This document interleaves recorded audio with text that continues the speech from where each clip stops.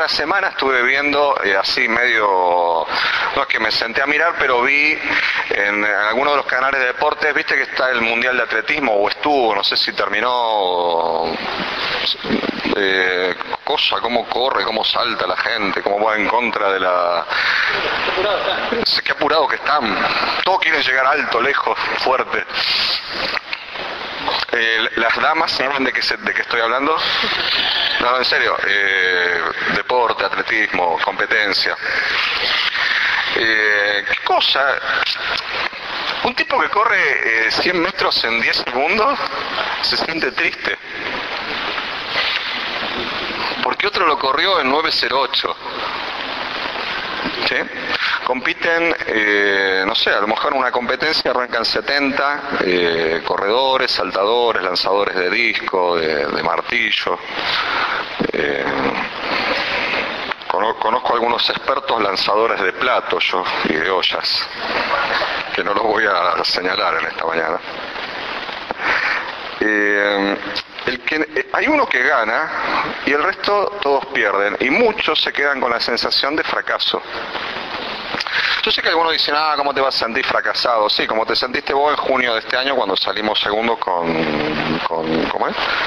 Con Alemania, ¿no? Perdimos en el alargue, qué sé yo, campeones morales, qué sé yo, y todos hablaron mal de algunos jugadores y eran todos fracasados, la generación fracasada.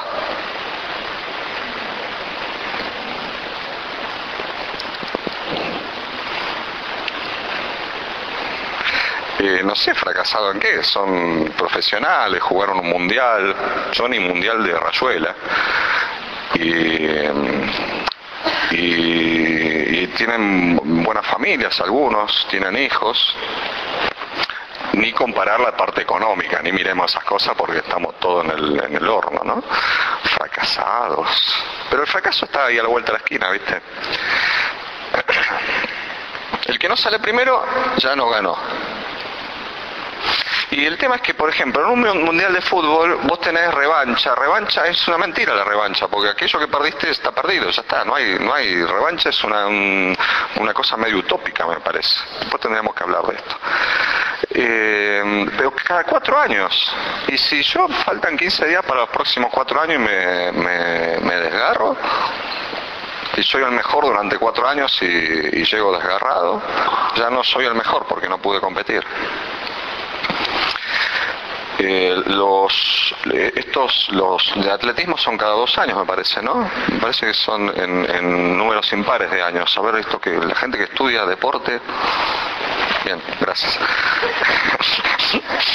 Las oportunidades no se repiten muchas veces. ¿A cuántos nos han colgado la galleta, pedimos una oportunidad más y no la hubo?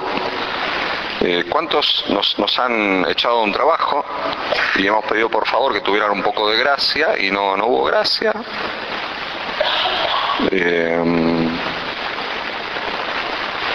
No sé, una macana que uno se manda y uno dice no hay vuelta atrás, viste que hay pecados que humanamente es imposible volver de ellos. Humanamente es imposible volver de ellos. Humanamente. Si no es a través de Cristo.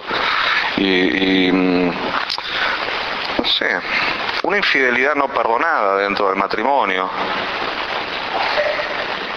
un robo, un asesinato, cosas que uno dice, si pudiera hacerlo de nuevo. Ahora, Dios, eso es maravilloso, ¿no? Él es un Dios de múltiples oportunidades y múltiples revanchas. Me encanta eso. Me encanta poder ir a Él cada vez que fallo y me equivoco. Y también, bueno, deberíamos disfrutar ir a Él cuando no fallamos y no nos equivocamos, ¿no? Él siempre está dispuesto a una vuelta más. Él está dispuesto siempre a que arranquemos la carrera de nuevo y a alentarnos y a decirnos que somos los mejores, que Él no toma en cuenta nuestro fracaso, el descubrir, darnos cuenta que fracasamos y humanamente a algunos les cuesta esto de la reconciliación, del perdón, de la paz. A Dios no le cuesta nada. Absolutamente nada. De hecho, las palabras perdón, gracia, misericordia, rehabilitación, restauración, sanidad, amor, salvación, son todas palabras que se inventaron en el corazón de Dios. No la pudo inventar un humano la palabra reconciliación. Volver a conciliar lo que se rompió. Restaurar aquello que está roto. Perdonar. ¿A quién se le hubiera ocurrido el concepto de perdón? Alguien te hace un daño, terminás hecho pomada y ¿a quién hubiera inventado el perdón? Yo hubiera sido incapaz de inventar el perdón. No sé vos, pero yo hubiera sido incapaz de inventar el perdón. De hecho, yo descubro el perdón porque sé cuánto y qué cosas Dios me ha perdonado. Y yo tengo una seguridad que absolutamente de todo, y cuando te digo de todo, de todo. De todo. ¿Por qué te digo de todo? Porque yo conozco mis miserias. Conozco mis miserias, las que están adentro. ¿Viste esas que nunca salen? ¿Las conoces esas? De que viven en intenciones nada más. Algunos tienen estas. Esos pensamientos, ¿viste? Ganas de matar a alguien, ganas de insultar a alguien, ganas de salir a afanar, ganas de salir a algo, ¿viste? Y que queda ahí adentro. Eso es una miseria, eso es un pecado dando vueltas dentro de la mente, dentro del cerebro. Ganas de mentirle a alguien, ganas de la revancha, ganas de meterle una trompada a alguien. Ahí saqué una sonrisa a unos cuantos. Y uno se la banca. ¿Cómo tener eso? ¿Cómo hacer eso si no somos buenos por naturaleza? Eso nos lo enseñó Dios. Eso está puesto en el corazón de la gente por Dios. Porque Dios es el Señor que siempre nos da oportunidades. Estaba leyendo estos días un libro que yo honestamente mucho no lo leo, porque es medio, bueno, el libro de Lamentaciones. El libro de Lamentaciones es, bueno, como el nombre, ¿no? ¿Cómo va a ser el libro Lamentaciones? El libro de Lamentaciones es un lamento. Es el lamento de un hombre que mira el desastre de una sociedad, es una palabra profética sobre una sociedad que en esa época de la historia de Israel, las madres, por determinadas situaciones políticas y sociales, las madres se comían a sus hijos.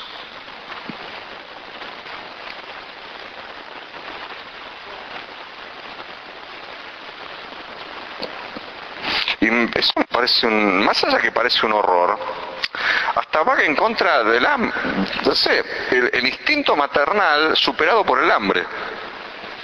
Esto que dicen las mujeres que tienen, que debe ser cierto, no sé, nosotros también tenemos un instinto paternal.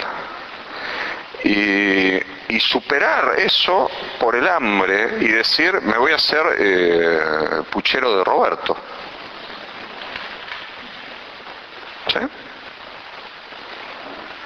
Entonces, en medio de esto, Jeremías, que es el autor del libro de Lamentaciones, él cuenta todo esto y dice, todo esto es un desastre, y el libro de Lamentaciones es un lamento. Pero en el medio, exactamente en el medio del libro de las Lamentaciones, en el capítulo 3, versículo 21 al 25, que lo podemos ir viendo, en medio de que el profeta está relatando el desastre de una sociedad, él dice, pero algo más me viene a la memoria, lo cual me llena de esperanza. El gran amor del Señor nunca se acaba y su compasión jamás se agota. En medio de que se estaban comiendo los hijos, tiene como una revelación Jeremías y dice, pero algo más me viene a la memoria, lo cual me llena de esperanza. El gran amor del Señor nunca se acaba y su compasión jamás se agota. Cada mañana se renuevan sus bondades, muy grande es su fidelidad. Por tanto digo, el Señor es todo lo que tengo, en Él esperaré. Bueno es el Señor con quienes en Él confían, con todos los que le buscan, y yo digo, amén. Dios es un Dios de múltiples oportunidades. Dios es un Dios de oportunidades nuevas, oportunidades de cambio, oportunidades de transformación. Jeremías sabía de esto. Ahí en el capítulo 18 del libro de Jeremías, Dios lo envía a Jeremías, al profeta jovencito, al profeta llorón, al profeta de las emociones inestables. ¿Cuántos se sintieron descriptos recién? Jóvenes, llorones y de emociones inestables y violentas. Él lo invita a ir a visitar, lo invita a ir a la casa del alfarero. Es que el Señor quería mostrarle a Jeremías cuál era una de sus especialidades. Y en el capítulo 18 de Jeremías, en el versículo 1 al 6, dice: esta es la palabra del Señor que vino a Jeremías, el mismo que escribe después de las lamentaciones, ¿viste? Dice: baja ahora mismo a la casa del alfarero y allí te comunicaré mi mensaje. Entonces bajé a la casa del alfarero y lo encontré trabajando en el torno. Encuentra al alfarero trabajando en el torno. Pero la vasija que estaban modelando se le deshizo en las manos, así que volvió a hacer otra vasija. Así que volvió a hacer otra vasija. Hasta que le pareció que le había quedado bien. Hasta que le pareció que le había quedado bien. En ese momento la palabra del Señor vino a mí y me dijo: pueblo de Israel, ¿acaso no puedo hacer con ustedes lo mismo que hace este alfarero con el barro? Preguntan esta mañana: ¿acaso no podrá hacer el Señor con nosotros lo mismo que hace el alfarero con el barro? Trabajar en nosotros, hacerlo de nuevo, hacer nosotros, hasta que quedemos bien. Ustedes, pueblo de Israel, son en mis manos como el barro en las manos del alfarero. Somos, queridos hermanos, como el barro en manos del alfarero. Un alfarero que nos da oportunidades de cambiar. Cuando vos y yo permanecemos en el taller del alfarero, al alcance de la mano de Dios, sobre la mesa de Dios, dejándonos moldear por las manos de Dios, nuestro futuro tiene sentido. Nuestro pasado de que se echó a perder. ¿Cuántos se sienten como que se echaron a perder alguna vez? Mal, ¿eh? Cuando te digo mal, mal. Yo tuve 2 etapas en mi vida que me eché a perder. Mal. Ni para el cesto servía. Mal. Y el Señor, en su gracia, cuando estuve sobre la mesa, cuando me dejé tocar por sus manos, cuando dejé de quejarme de la forma que me estaba dando, Él hizo algo nuevo. ¿Habré de quejarme de lo que Dios ha hecho? No, de última, quéjese usted. Dios obra en nosotros. Cuando estamos ahí, Dios trabajará en nosotros hasta que Él crea que estamos bien.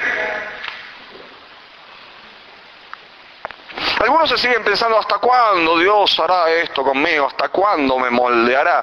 Hasta que Él diga: ahora está 1 kilo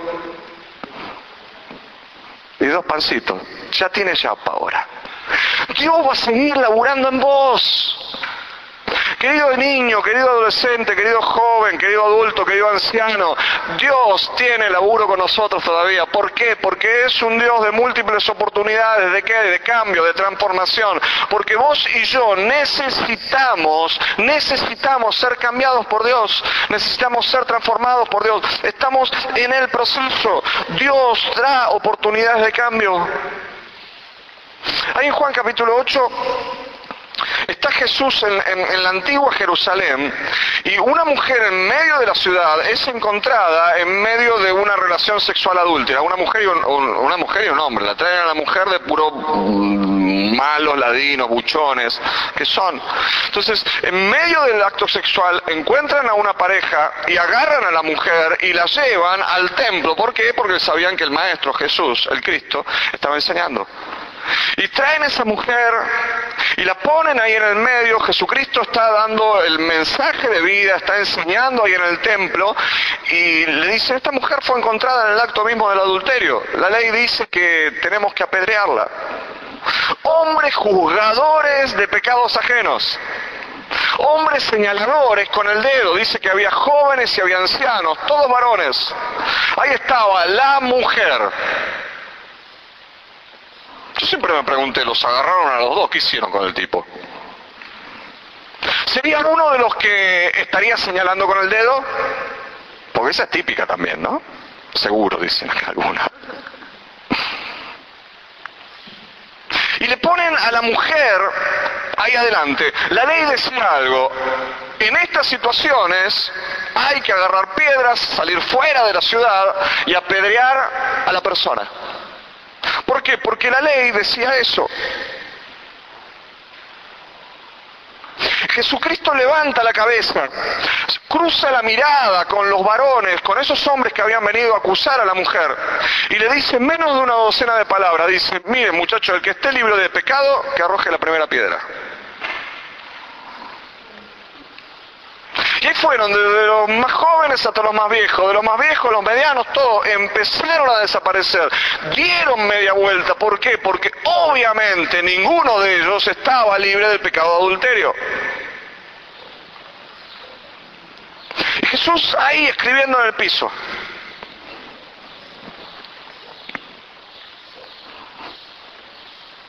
Tendrían que haber existido los celulares y tendrían que haberle sacado una foto a eso, porque debería ser la única escritura de Jesús, ¿no? Pero no, porque bueno, estaría en alguna iglesia y tendríamos que pagar para ir a verla, me parece. Y el maestro levanta los ojos, la mira a la mujer y le dice, ¿alguien te condena? El silencio de la mujer es la respuesta. Y Jesús le dice, yo tampoco te condeno, anda y no lo hagas más. Oportunidades de cambio. Le da la oportunidad a la mujer a que restablezca su matrimonio.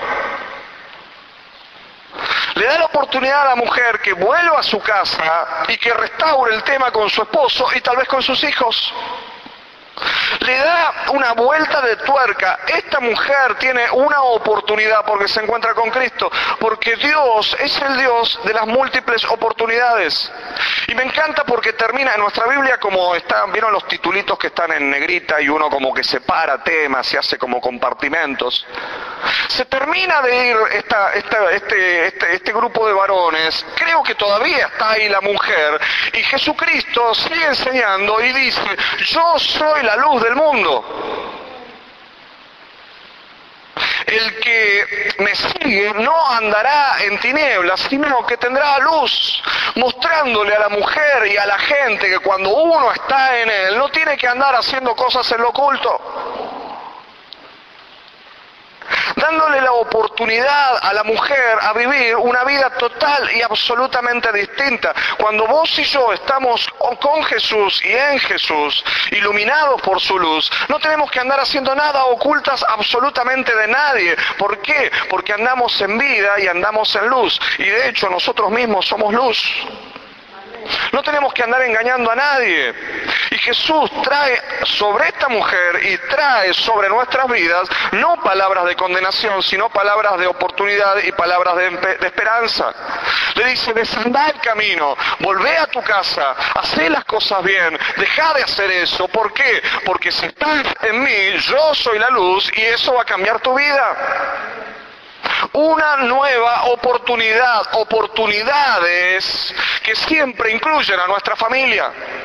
¡Qué bendición que esta mujer haya podido volver a su casa! Qué terrible que el hombre que fue encontrado en el mismo acto de adulterio no se encontró con Jesús. Tal vez siguió haciendo lo mismo por todos lados, pero esta mujer tuvo un encuentro con Cristo que le dijo, no hay condenación sobre tu vida, pero no lo hagas más, anda y restablece las cosas a la luz. Dios es un Dios de oportunidades de cambio y de restauración. Pero no solo eso, Dios es un Dios de nuevas oportunidades de restauración absolutamente en todas las cosas. Mateo capítulo 9 nos cuenta la historia de Mateo. Mateo era un corrupto. Mateo era un hombre que cobraba los impuestos y se quedaba con parte de la plata de la gente que le pagaba los impuestos. Era un publicano, era un traidor a la patria. No había futuro para él, un futuro económico sí. ¿Por qué? Porque se quedaba con plata ajena, porque era un puesto deseado, pero era puesto por mal ejemplo. Los tipos que laburaban como él, las personas que trabajaban como él, eran puestos como mal ejemplo dentro de la sociedad, eran calificados de perros y de desleales. Pero pasa el maestro al lado de él y él está con la pila de plata anotando a ver si Amelia había pagado los impuestos, si Cristina y Daniel estaban al tanto de todo esto, si Margarita había pagado el IVA. Y aparece el maestro y lo mira y le dice, sígueme. Y una sola palabra, una sola invitación que le da el maestro a ese hombre corrupto y traidor a su propia sociedad, le cambia la vida. Y le dice, seguime en que en un tiempo de dependencia te voy a llevar a lugares que nunca conociste. Sos un hombre de plata, sos un hombre que está en una buena posición económica, pero vas a empezar a conocer cosas distintas. ¿Por qué? Porque te voy a dar una oportunidad de restauración. Y la restauración, como con la mujer adúltera, sucedió también en la casa. Lo siguiente es que Jesús está comiendo en la casa de Mateo. ¿Con quién? Con la familia de Mateo. ¿Y con quién? Con más gente como Mateo, más corruptos como Mateo, más pecadores como Mateo, más gente como vos y como yo. ¿O no? ¿O somos buenos porque estamos acá un domingo de la mañana?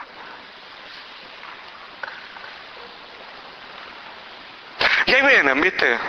Los caretas, los fariseos, los religiosos, los cristianos de la época, los evangélicos de la época, y se le acercan a Jesús. Mirá, este está comiendo con pecadores. Sí. Si para eso vine. Los que necesitan médicos son ellos. Los que necesitamos médicos somos nosotros, queridos.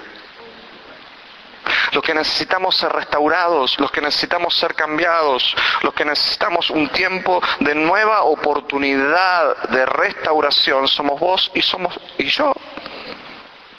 Mateo no es recordado por la historia por ser un estafador. Mateo es recordado por la historia por ser un apóstol y evangelista. ¿O no? Es que Dios le dio una oportunidad y lo restauró. Vos y yo necesitamos exactamente lo mismo. No podemos ser recordados como los estafadores, los engañadores, los mentirosos. Hay esperanza para nosotros.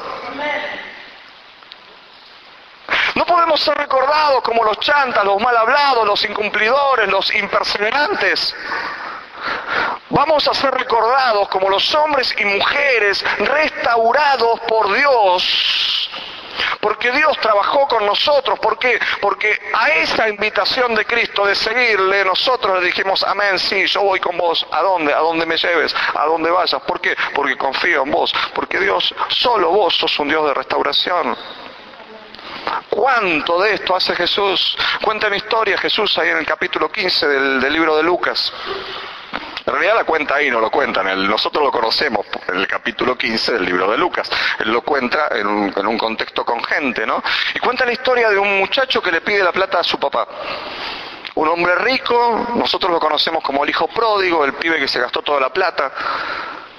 Le pide la plata al papá, deseándole la muerte, agarra el dinero, se va a un país alejado, se gasta toda la plata y en un momento se le prende la lamparita y dice, pero che, los empleados en casa de papá están mejor que yo. Voy a ir a mi casa y le voy a decir a papá que me haga como uno de sus empleados. Y él vuelve a la casa. Y antes de que llegue a la casa, sale el restaurador. Sale el Dios de las oportunidades. Sale el Padre. Esperando en el camino, mirando todo el tiempo si volvería el Hijo. Como sigue mirando todo el tiempo. Si vos y yo vamos a volver a ser restaurados por Él. Y ahí sale el Padre. Cuenta Jesús que el Padre salió, se avergonzó delante de toda sociedad. Los ancianos, los hombres de plata no hacían eso. Pero a Él no le importa. Él se levanta no tenía jogging, ¿viste? Se levanta la túnica y en medio del pueblo Él va corriendo hacia su Hijo. Y cuando su Hijo empieza el speech, el discurso que tenía escrito ahí en la tablet, ¿viste? Entra a mirar y el Padre le dice: cállate la boca. Y lo abraza, se le cuelga del cuello el Hijo, lo llena de besos al mugriento, al de olor a chancho, porque de ahí venía, ¿sí? Al barbudo, al melenudo, al que no tenía olor a hijo, tenía olor a animal, y lo llena de besos. Y lo primero que hace es: vos no te podés ver así. Y le pone ropa nueva, y le pone sandalias nuevas. Él quería que los demás lo vieran de otra manera. Suficiente con que papá te vio así, los demás te van a ver de otra manera. Y qué bendición, cómo Dios obra de la misma manera con nosotros. De cuántos pecados Él evitó que nos avergonzáramos en público. Si nos conociéramos, no nos podríamos mirar a la cara. ¿O no? Hablo por mí, No levanto el dedo contra nadie, levanto mi mano, declarando mi culpabilidad. No me podrías mirar a la cara, no te podría mirar a la cara, pero ahí viene papá, te pone ropa nueva, te pone un anillo en el dedo, y cuando te restaura la sociedad te ve cambiado, te ve sentado un domingo acá, te ve con una alegría, te ve que después de que pasaste una semana tremenda, alguien te mira a los ojos y te dice: cuán bello es el Señor, y vos decís: no, vos no sabés, y el otro te vuelve a mirar: cuán hermoso es el Señor, y te estira la O. Y vos decís: no, no sabés, no, parece Pagani era. El Tano Pazman. No. Y te sigue mirando a los ojos y te dice: la belleza de mi Señor. No. ¿Sabes qué pasa? Es que nos vistió con ropa nueva. Y nos cuida. Y nos cuida y está más preocupado por nuestra apariencia que nosotros mismos. Porque si fuera por muchos de nosotros, nos presentaríamos barbudos, sucios, con olor a chancho, y que los demás se la banquen. Pero el Maestro quiere presentar a su novia, vos y yo, pura y sin mancha. ¿Por qué? Porque es un Dios de restauración. Aún restauración social. Y es una fiesta. Todo el capítulo 15 del libro de Lucas, cuando habla de la oveja perdida, cuando habla de la moneda perdida, cuando habla del hijo perdido, es la historia de 3 fiestas. La mujer llama a sus vecinas y dice: hagamos fiesta. ¿Por qué? Porque la moneda la encontré. El pastor llama a sus vecinos y le dice: hagamos fiesta. ¿Por qué? Porque la oveja la encontré. Y el papá llama a todo el pueblo y dice: hagamos fiesta. ¿Por qué? Porque lo encontré de nuevo. Todo lo perdido lo he restaurado. El pastor a la oveja, la mujer a la plata y el padre al hijo. Ese es nuestro Dios, que quiere con mi pecado y con tu pecado, con nuestro desastre, con tu desastre y mi desastre, quiere hacer una fiesta de restauración. ¡Qué bendición que es eso! ¿Cuánto tenemos que aprender de Dios? ¿Cuánto tenemos que aprender de Pa? Decime amén, por favor. ¿Cuánto tenemos que aprender a abrazar a nuestros hijos? ¿Cuánto tenemos que aprender a cerrar el puño en vez de señalar con el dedo? Cerrar el puño no para golpear, ¿no? Sino para no extender la mano en la acusación. ¿Cuánto necesitamos aprender de Dios? Señor, ayúdame a perdonar. Señor, enséñame tu gracia. Señor, enséñame tu misericordia. Señor, enséñame tu restauración. Señor, enséñame lo que es la salvación. Enséñame, Dios. Enséñame, Dios. ¿Cuánto necesitamos todos los días, vos y yo, hacer esta oración? ¿Para qué? Para relacionarnos con los demás. Dios es un Dios de oportunidades de restauración. Pero no solo eso, Dios es un Dios de oportunidades de servicio también. Isaías escribe uno de los libros más maravillosos del Antiguo Testamento. ¿Cuántos anduvieron por Isaías esta semana? No me hagas señalarlo por el dedo, que yo los he visto ahí algunos. ¿No anduvieron por Isaías? Vuelva a Isaías, querido. Alguno va a volver a Isaías. Codealo al que tenés a la izquierda y decirle, volvé a Isaías. A la izquierda. Volvé a Isaías, Antiguo Testamento. Pasá los salmos un cachito más, decirle. Ahí, en la I, si no, buscá en el índice, en la I, ¿sí? Isaías empieza a profetizar. Hay algo raro en Isaías. Isaías es un hombre que en un momento de su historia, en un momento de su ministerio profético, está pasando por un mal momento. ¿Por qué? Porque él inicia su ministerio profético delante del pueblo de Israel. Y su primo, Usías, es el primo. Y un día se muere el primo. El rey, el hombre que lo reconocía, el hombre que lo ponía en autoridad, más allá del Señor, obviamente, fallecía. Y en el capítulo 6 cuenta una historia tremenda, Isaías, de algo que Dios le hace pasar.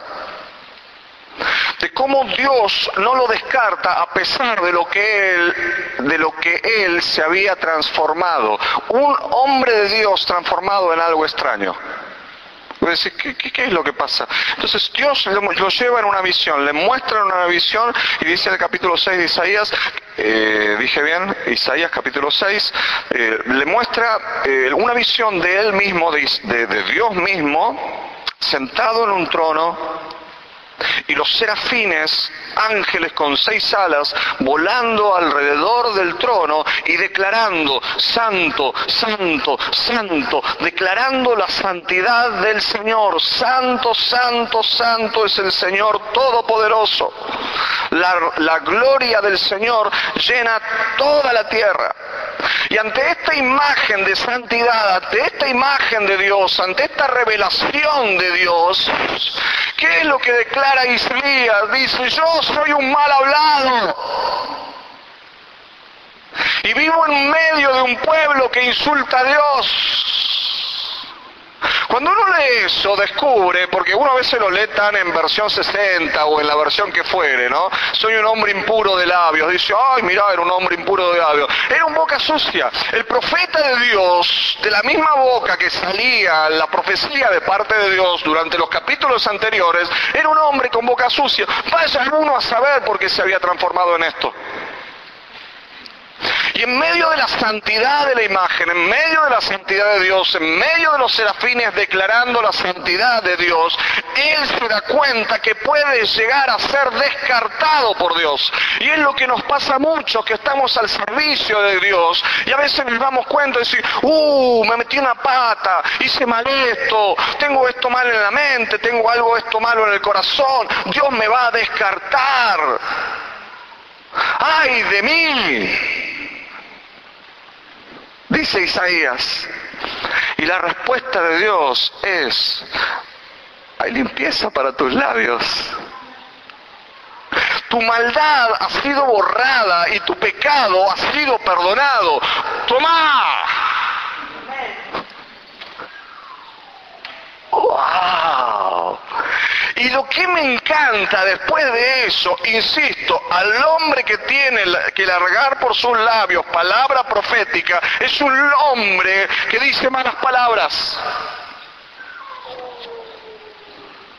Dios no lo condena. Hace un acto profético simbólico, hace que unos ángeles tomen unos carbones encendidos y proféticamente toca los labios del profeta y dice: no hay más maldad, tu pecado ha sido perdonado. Y ahora tengo una pregunta. Hemos puesto acá de acuerdo, estamos el Padre, el Hijo y el Espíritu Santo. ¿Quién irá por nosotros?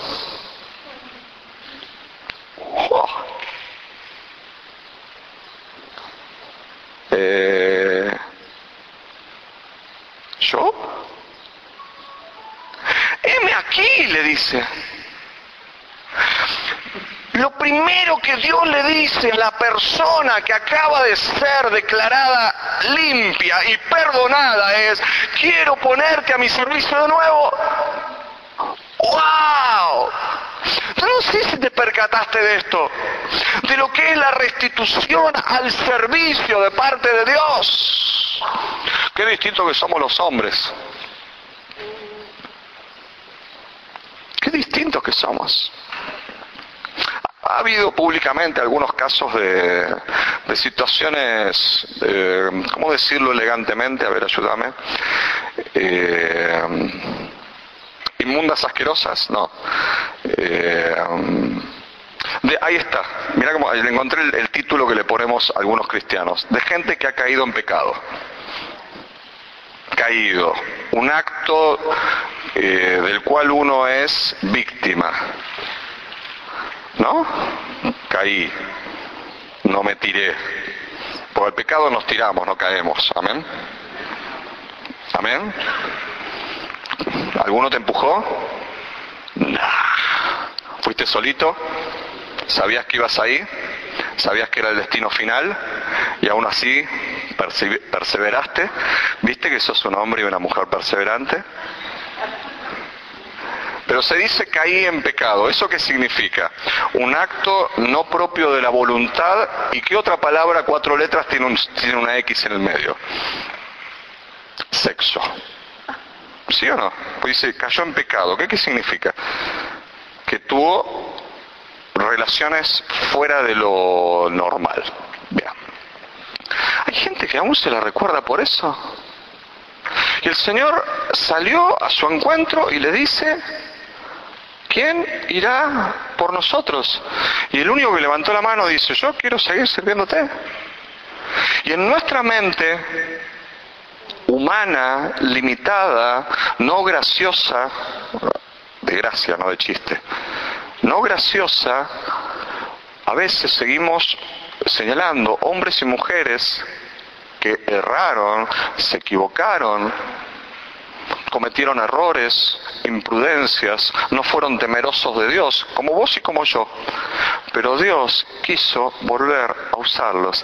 ¡Qué bendición que es eso! ¡Qué bendición que es eso!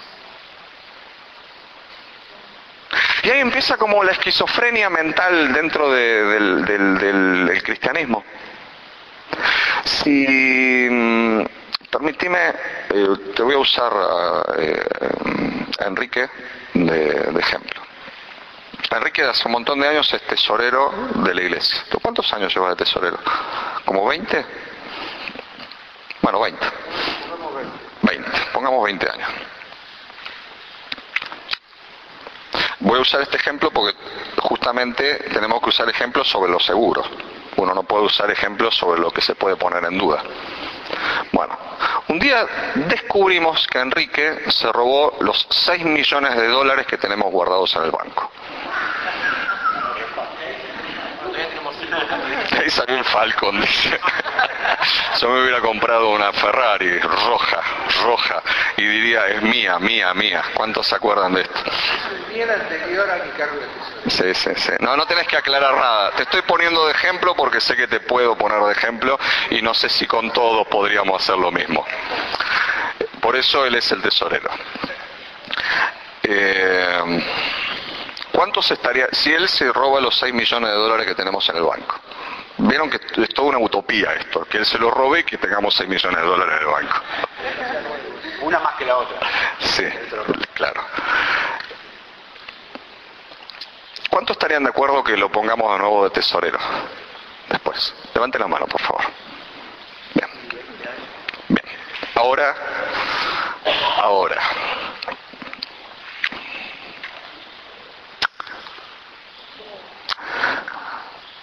Si él viniera desde hace 30 años, contando el testimonio de que él en su vida pasada fue un estafador, el descuartizador de no sé dónde que no encuentran hace 35 años, y lo hacemos cada 3 meses dar testimonio y todo el mundo lagrimea y va por las iglesias y él cuenta que es el descuartizador de Turdera, porque vivías en Turdera en esa época.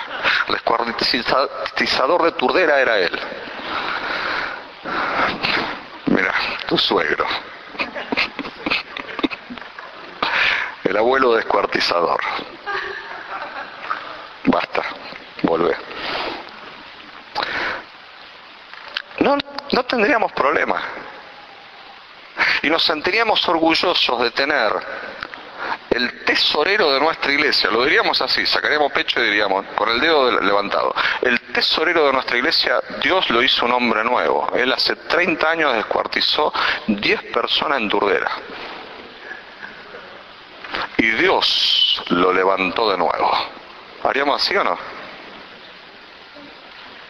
¿Sí o no? Iría por las iglesias contando el testimonio y ganaría 6 millones de dólares. Ahora, la Trinidad, ¿vos leíste? ¿Quién irá por... ¿Quiénes? Por nosotros. Hasta los 3 están de acuerdo. ¿Quién irá por nosotros? Volviendo a ubicar en un puesto de jerarquía y permitiéndole escribir 60 capítulos más, y lo que no habrá quedado escrito, a Isaías teniendo algo maravilloso, explicando lo que es la palabra gracia, palabra que para muchos cristianos es una palabra nada más.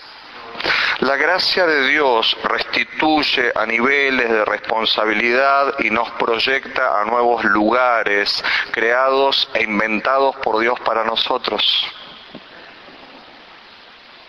La gracia de Dios restituye y nos pone en lugares mejores. La gracia de Dios devuelve. Solo a aquellos que han sido ejercitados en el perdón y en la misericordia. Yo puedo decir que puedo amar porque se me perdonó mucho. Sí. El Señor no solo da oportunidades de servicio, también nos da oportunidades de vida. Y esto es, no sé, lo cuarto creo que quiero compartir con vos. En Lucas capítulo 17 se nos cuenta la historia de Jesús, siempre es la historia de Jesús el Evangelio. Él viene seguido por una multitud, y en la ciudad de Naim hay un choque de 2 multitudes. La multitud que viene en algarabía, festejando los milagros de Jesús y lo que Jesús venía haciendo desde la otra ciudad, y choca con otra multitud que está llevándose diríamos hoy en un féretro, en una camilla, está llevando a un joven muerto, hijo de madre viuda. Y se chocan los dos, la multitud llorona y la multitud de la algarabía, y Jesús en el medio, Jesús y el muerto. Y Jesús se encuentra con este muerto y le dice: joven, te ordeno que te levantes.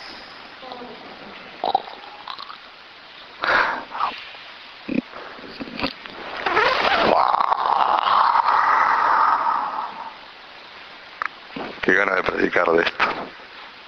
Y el muchacho recibe vida nueva.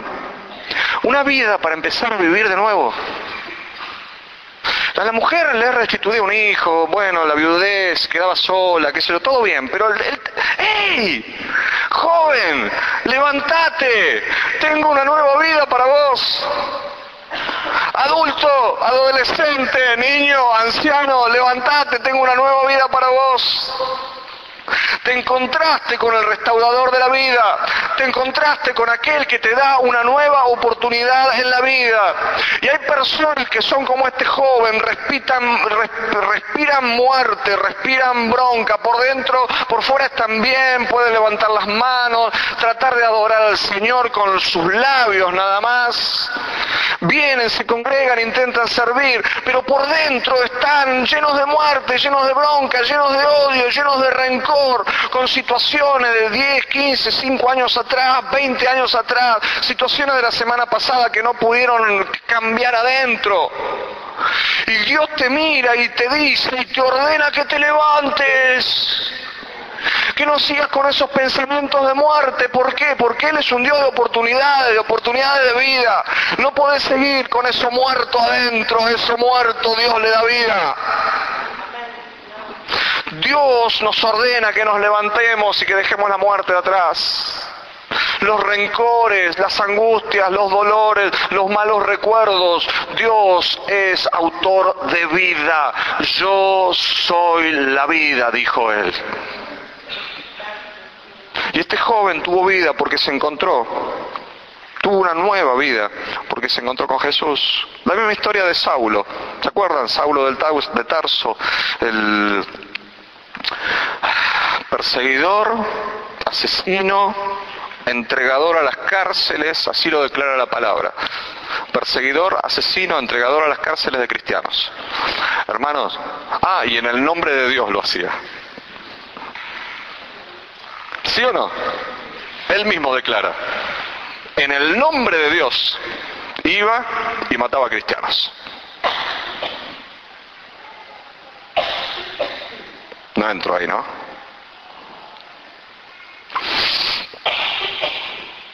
Si había alguien en esa era, en esa época de la humanidad que no merecía ser cristiano, se llamaba Saulo. Pero él tiene un encuentro con Jesús. Jesús le sale al encuentro. Saulo no merecía tener una nueva vida. ¿Cuántos están de acuerdo? ¿Ninguno? Yo sé que vos estás de acuerdo. No lo merecía. No lo merecía. Como ni vos ni yo merecíamos tener una nueva vida. ¿O te la merecías? Yo no. No hice ningún mérito para tener la vida que tengo. No hice ningún mérito para vivir en libertad. No hice ningún mérito para vivir en las cosas de Dios. No hice ningún mérito para poder levantar las manos al cielo y adorar con manos santas en serio. El mérito lo hizo Jesús. Y Saulo no se merecía nada de eso. Pero tiene un encuentro con Jesús y es transformado en el tal vez apóstol más impresionante, o por lo menos el que queda más registro en la historia. El hombre que escribe casi toda la doctrina que hoy seguimos como cristianos. El hombre que recibe revelación de Dios, el hombre transformado por Dios. Y él escribe ahí en 1 Corintios capítulo 15, mirá cómo se describe, dice, por último, como a un hijo nacido fuera de término, un abortivo, dice la versión 60. Por último, como un aborto de la humanidad, así dice. Se me pareció también a mí. Y admito que yo soy el más insignificante de los apóstoles. Y que ni siquiera merezco ser llamado apóstol porque perseguía a la iglesia de Dios. Pero por la gracia de Dios soy lo que soy. Y la gracia que Él me concedió no fue infructuosa. Al contrario, he trabajado con mayor tesón que todos ellos, aunque no yo, sino la gracia de Dios en mí. No lo merezco, soy el más insignificante, pero me encontré con Jesús. Lo mismo que te pasó a vos y a mí. Un Jesús que nos ha dado vida, un Jesús que nos ha dado un nuevo tiempo. Y no hay nadie que pueda explicar o haya explicado en la historia de la humanidad mejor que Pablo el perdón, la gracia y la salvación. ¿Por qué? ¿Por qué lo puede explicar él? Porque es el experto. porque era el más insignificante, porque era el mayor de los pecadores. Dice, de todos los pecadores, yo soy el primero. ¿Cuántos podrían decir lo mismo? ¿Cuántos lo podrían escribir? Nah. ¿Cuántos se podrían de levantar y decir, la verdad, yo soy más pecador que todos ustedes? Pero él sí se levanta. ¿Sabes por qué? Porque él sabe lo que es la gracia. Porque ya él, esos pecados no le avergüenzan. ¿Por qué? Porque ha sido la gracia de Dios que lo ha cubierto. Porque ha entendido el perdón de pecados. Es el hombre que es capaz de decir, como Cristo los perdonó, perdónense también los unos a los otros. Es el hombre que puede explicar la misericordia. Es el hombre que puede escribir un libro entero, como la carta a los romanos, explicando qué es la salvación. Es un hombre que entiende lo que pasa en la carne y lo que pasa en el espíritu. Es un hombre que puede escribir todo un capítulo, el capítulo 7, y dice, ¿saben qué? Yo tengo una lucha dentro, el hombre y la mujer tienen una lucha dentro. La verdad tengo ganas de pecar y me sale eso, ¿viste? Y siempre vamos para el mismo lado y nuestra naturaleza nos lleva ahí, y pega el grito al final ahí del capítulo 7 y dice, ¿quién me librará de este cuerpo de muerte? Y él responde a la misma pregunta y dice, gracias doy a Jesucristo, Señor nuestro, que Él lo hace. Por lo tanto, ahora soy una nueva persona y andando en el Espíritu, pone ahí capítulo 8, dice, andando en el Espíritu, ahora hay una nueva persona. Ahora soy transformado, ahora puedo vivir en el Espíritu. Esa era la historia que tenía antes de que alguien me liberara de este cuerpo de muerte, antes de Jesucristo, el Señor que me dio vida. Y aún todavía tenemos hoy cristianos que se paran en el capítulo 7 de Romanos y dicen, bueno, yo peco porque soy débil, yo peco porque es la carne, y viste que está la carne y el espíritu, y aún Pablo pecaba. Sí, pero te olvidaste que Pablo dijo que Dios lo había liberado de eso. Que hay una posibilidad de vivir en el Espíritu. ¿Por qué? Porque él ha recibido vida de parte de Dios. Él sabía de lo que escribía. Gracia, misericordia. Él fue un afortunado de parte de Dios. Él sabía el sentido que Dios le había dado acá en la tierra. Dios es un Dios de oportunidades. Recordemos, mis queridos amigos, mis queridos hermanos, no merecíamos nada, pero Él nos dio todo. Es una bendición. Lo último que te quiero compartir es que Dios nos da nuevas oportunidades de relación con Él. Mira, este es uno de esos mensajes que yo sé que todos lo saben. Y que uno cuando lo va masticando en el transcurso de la semana dice, pero yo voy a predicar lo que ya todos saben. Y el Espíritu te dice, sí, pero nadie lo vive.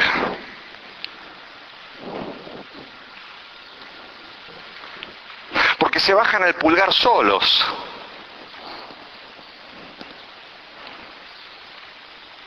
Porque de los labios para afuera creen en el Dios de las oportunidades de todo, pero no se las dan. No la viven.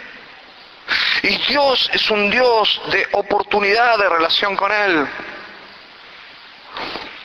Lucas en el capítulo 23 cuenta una historia maravillosa. Hay un hombre colgado en una cruz. Mira, no sé si será a su derecha o a su izquierda, y había otro hombre colgado en la cruz, y más allá había otro hombre colgado en la cruz, 3 hombres colgados en la cruz. Él mismo se declara criminal. Dice, yo he sido criminal. Y lo mira a aquel que estaba desnudo colgado al lado de él. Y descubre que solo alguien distinto podía enfrentar hacia la muerte. Y lo mira a los ojos al hombre que cambió tu vida y mi vida para siempre. Al hombre colgado en la cruz, lo mira a los ojos y le dice, acordate de mí cuando vuelvas en tu reino.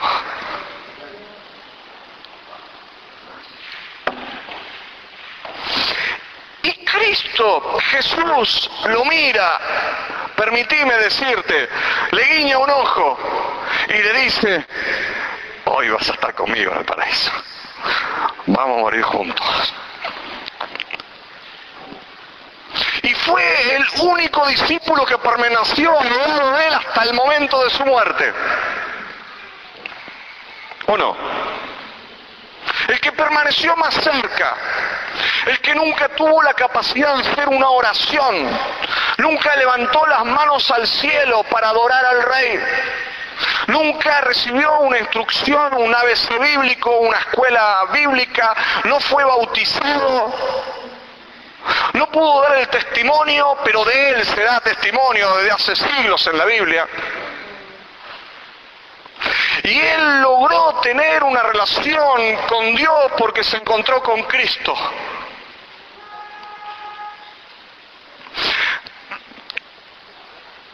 Permíteme analizarlo. Es injusto. ¿Cómo se va a ir al cielo?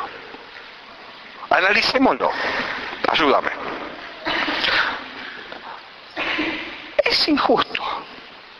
¿Va a estar al lado de Teresa de Calcuta? ¿No es injusto? A mis ojos es injusto, perdóname, estoy hablando por mí. Va a estar al lado tuyo, que hace tantos años que servís al Señor, y tanto te esfuerzas, y el último que había hecho era, no sé, algún acto de, uno dice sedición, y el otro dice criminal, no sé por qué dicen el ladrón, porque en ningún lado dice que es ladrón. Y va a estar, hoy estarás conmigo. ¿Cuándo? Hoy. Es injusto. Mira el hombro de Jesús en la cruz.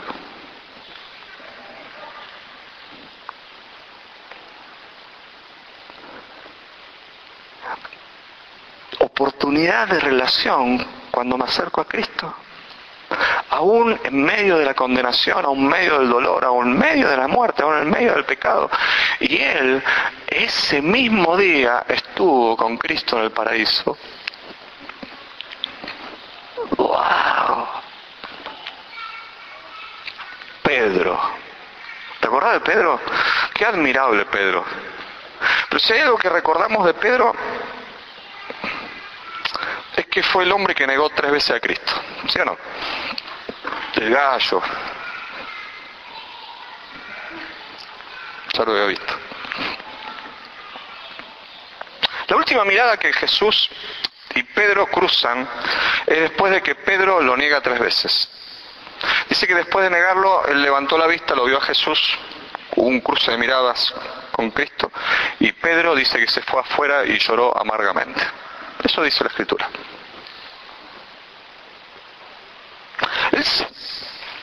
Todos sabían que Pedro lo había negado. Te digo más, el cielo sabía. El rumor en el cielo no era un rumor, era una aseveración.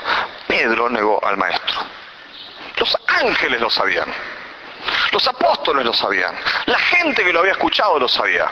Él lo sabía. Él estaba triste y él estaba amargado. ¿Por qué? Porque su relación con el Maestro se había cortado. La última mirada con Cristo lo llevó a las lágrimas a él. El volver a enfrentar la mirada de Jesús, la mirada de amor, porque ¿qué te va a mirar con...? ¿Vos pensás que lo miró acusativamente? Imposible que Cristo lo mirara acusativamente. Lo habrá mirado con lágrimas en los ojos, como diciendo, negro, ¿viste que te dije? Te lo canté ayer esta. ¿Sabes qué? Voy a hacer algo con vos. Pero Pedro no. Pedro se condena como nosotros nos condenamos y cortamos nuestra relación con él. Decimos, ya hice esto mal, ya las cosas no son iguales, ya caí en lo más profundo del pecado, he fallado, no estoy a la altura, no doy la talla, no puede ser, si tengo esto está bien, si no tengo aquello está mal, si lo hago así de una manera, si lo hago de otra, pequé. Se cortó mi relación con Dios. Y Cristo nos sigue mirando y nos sigue diciendo que quiere tener algo nuevo. De hecho, al tercer día Jesucristo resucita, es resucitado por el poder del Espíritu Santo. El Padre y el Espíritu levantan al Hijo. Y cuando las mujeres van a preparar el cuerpo para la tumba, encuentran a un ángel y las mira a los ojos y les dice: chicas, ha resucitado. ¿Por qué buscan entre los muertos al que vive? Ha resucitado. Dice, les ha dejado un mensaje: vayan, ha ido delante de ustedes a Galilea, díganle a los discípulos y a Pedro. ¿Y a quién? Cuéntenselo todo, pero díganselo a quién. A Pedro. Él fue a Galilea, lo espera allá. ¿A quién? Al que me negó, al que cree que ya no sirve más. El cielo se enteró la negación de Pedro y Dios manda un ángel y le dice: vos sos el ángel, vos sos un mensajero mío, andá y decile a Pedro que el maestro lo espera en Galilea. La sociedad de hoy es una mezcla de perros rabiosos y descuartizadores de gente, hombres y mujeres bajadores de dedos. Y Dios, en medio de esa sociedad, vuelve a decir: quiero tener una relación con vos. Hay personas que el pecado los dejó fuera de la relación con Dios, que las críticas los dejaron fuera de la relación con Dios, que los dolores y las tristezas, las acusaciones, los pecados reales, porque hay pecados reales que nos alejan de la relación con Dios, nos han cortado eso. Quiero avisarles, me quiero transformar en un ángel de Dios. Dios está esperando para restaurar tu relación con Él. Hay perdón para vos, tu relación desgastada, tu relación rota, tu relación triste, tu relación a la cual le has bajado el dedo. Cristo la quiere levantar de nuevo. Tómalo de parte de Dios. Y tenemos que ir a Galilea. ¿Qué era Galilea? El lugar de los milagros, el lugar donde Cristo había hecho sus obras más portentosas, el lugar donde había levantado más enfermos, el lugar donde había sanado y liberado más endemoniados. Ese era el lugar. Tenemos que ir al lugar del milagro de Dios para que Él restaure nuestra vida.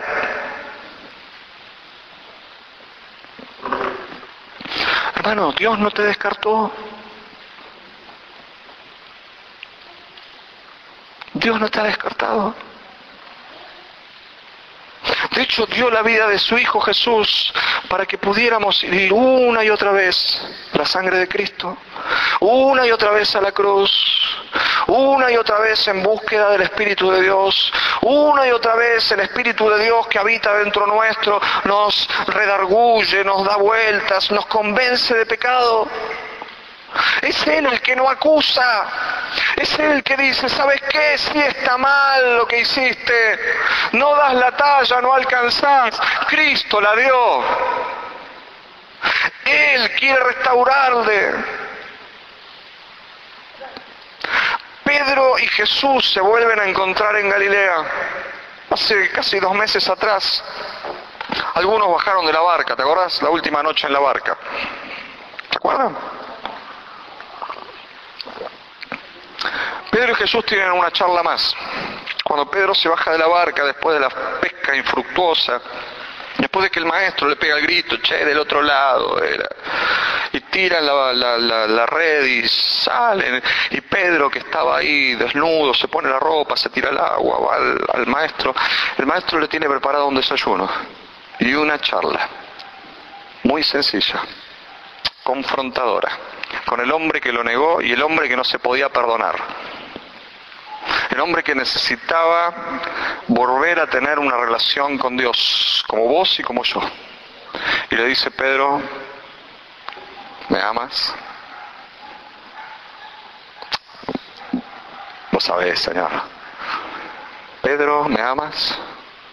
Vos sabés, Señor. Pedro, ¿me amas? Señor, vos sabés todo. Vos sabés que yo te amo. Bueno, anda, pastorea mis ovejas. Y Pedro se transformó en el predicador de Pentecostés. Y Pedro se transformó en el que a la sombra, a la oscuridad de su sombra, los enfermos se levantaban. Pedro se transformó en el escritor de libros. Pedro se transformó en el hombre que cruzaba puertas que le abrían ángeles para liberarlo de la cárcel. Pedro se transformó en uno de los primeros pastores de la iglesia en Jerusalén. ¿Por qué? Porque el amor de Jesús le dio una nueva oportunidad, porque el amor es la base de las oportunidades de Dios, porque Él nos da oportunidades, no porque nos tenga lástima. Dios no tiene lástima de mí, ni tiene lástima de vos. ¿Cómo va a tener lástima de sus hijos? Dios tiene amor por mí, y Dios tiene amor por vos. Por eso el tema de las oportunidades. Al final de la vida de Pedro, en 1 Pedro capítulo 5, Pedro es capaz de describir esto, que es uno de los versículos más maravillosos que existen en la Biblia. Y dice: después de que ustedes hayan sufrido un poco de tiempo, Dios mismo, el Dios de toda gracia, que los llamó a su gloria eterna, los restaurará y los hará fuertes, firmes y estables. A Él sea el poder por los siglos de los siglos. Amén. Y después de que ustedes hayan sufrido un poco de tiempo, Dios mismo, el Dios de toda, ¿de cuánta? De toda gracia, que los llamó a la gloria eterna en Cristo, los restaurará, como a Jeremías, como a la mujer, como al hijo pródigo, como a Pedro, como al muchacho enfermo y muerto. Él lo hará como a Isaías. Él los restaurará y los hará fuertes, firmes, estables. Ese es el destino del cristiano. Restaurado, fuerte, firme, estable. Amén. A Él sea el poder por los siglos de los siglos. Amén. ¿Después de qué? ¿Después de qué sufrimientos? Sufrimientos. Los divorcios, los fracasos, las peleas, las malas palabras, los pecados, las ausencias, las equivocaciones, los horrores, los robos, las mentiras, la sexualidad desenfrenada, los engaños. Él los hará fuertes, firmes y estables, por su gracia.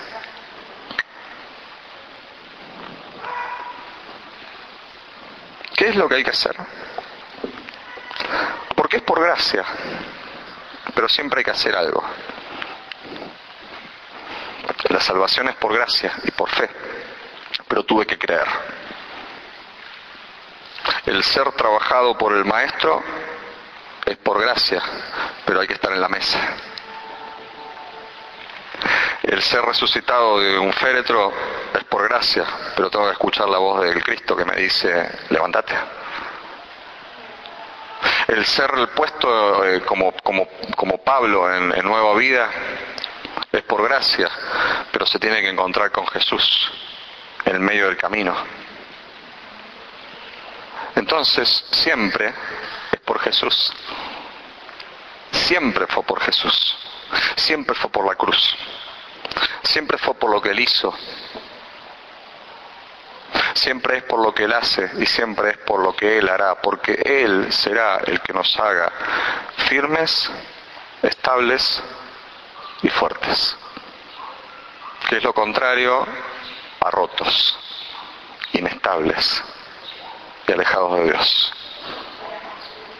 Hoy es una mañana de nuevas oportunidades. Todos tenemos la teoría. Mis oídos conocen la práctica. Gracias a Dios nos conocemos. Y gracias a Dios sabemos, y a veces compartimos un abrazo, un llanto, nuestras propias miserias de la vida. Dios es un Dios que da oportunidades. Y me envió en esta mañana a recordártelo. Oportunidades que hay que tomar. No descartemos lo que Dios quiere hacer de nuevo.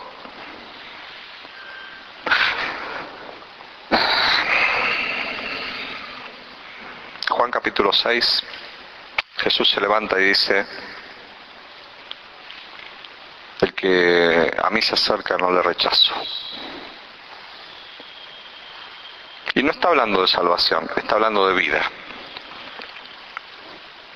Cuando vos y yo nos acercamos a Jesús, Él no nos rechaza nunca. Yo te invito en esta mañana a que creas que Dios te está dando una oportunidad.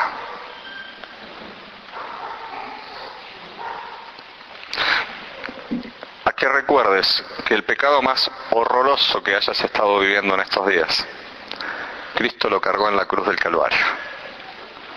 Y la sangre de Cristo lo limpia. Y el pensamiento más sucio que hayas tenido en esta semana, Él te da la posibilidad de llevar tu mente cautiva con todos tus pensamientos a la obediencia a Cristo. Que toda cosa que no hayas podido perdonar, Él sí la puede perdonar.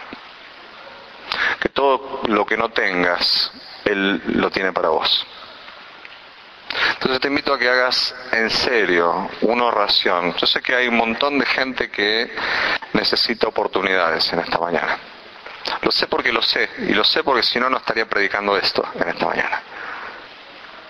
Y que puedas levantar tu voz y que le puedas agradecer al Señor por las oportunidades que nos da.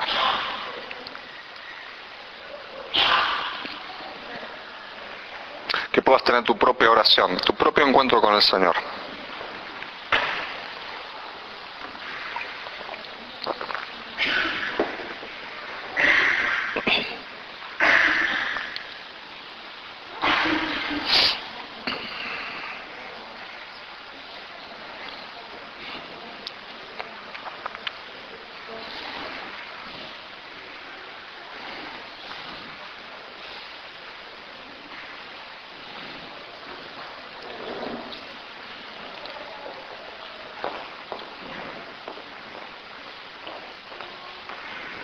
Señor, gracias por la gracia. Qué maravilloso que hayas inspirado a Pedro, un hombre sin letras, vulgar, a escribir este versículo. El Dios de toda gracia. El Dios de toda gracia, que nos llamó a su gloria eterna. El Dios de toda gracia. Dios de toda gracia, en esta mañana te agradecemos por ella. Señor, gracias por ser un Dios de oportunidades. Gracias por abrirnos puertas de vida, de restauración, de restitución, de cambio, de transformación. Puertas de servicio, Señor. Gracias porque no nos has descartado. Y gracias porque esa es tu esencia: salvación, sanidad, restauración, restitución, misericordia, compasión. Son palabras que nacieron en tu mente, Señor, y salieron por primera vez en tus labios, y nosotros las hemos aprendido. Y en esta mañana, Señor, quiero orar por la restitución, restauración de la vida de todos aquellos que se sienten descartados en esta mañana, que han pensado que han perdido toda oportunidad. Y quiero ser, Señor, como ese ángel diciendo en esta mañana: el Maestro te espera en el lugar del milagro, en el lugar que volverá a cambiar tu vida, te volverá a mirar a los ojos y te dirá: ¿me amás? Si me amás, seguime. Porque lo último que le dice Jesús a Pedro es eso: seguime. Señor, yo bendigo a todos aquellos que en esta mañana decidan seguirte nuevamente en serio. Todos los que ya tenemos sanidad, salvación, vida eterna, eso que nos lleva al cielo, Señor. Pero que aún nos falta tal vez seguirte para vivir vida abundante aquí en la tierra, que es la vida que prometió tu Hijo Jesús. Señor, bendigo a mis hermanos. Yo rechazo todo pensamiento del acusador, del mentiroso, del estafador, del diablo. Rechazo todo pensamiento de sus demonios que quieran poner en la mente de mis hermanos pensamientos acusativos, condenatorios. ¿Quién me va a acusar si Cristo es el que murió? Y más aún, el que también resucitó, el que está a la diestra del Padre, y que por encima de esto intercede por mí, por mis pecados. Por mis pecados, ¿quién me va a acusar? ¿Quién me va a acusar? Y reprendo al diablo y a sus demonios que intentarán esta semana robar la semilla sembrada. Declaro tierra fértil, el corazón y la mente de mis hermanos. Declaro palabra sembrada que rendirá fruto y fruto abundante, Señor, en estos días, para la gloria de Dios el Padre, que es el que nos da las oportunidades.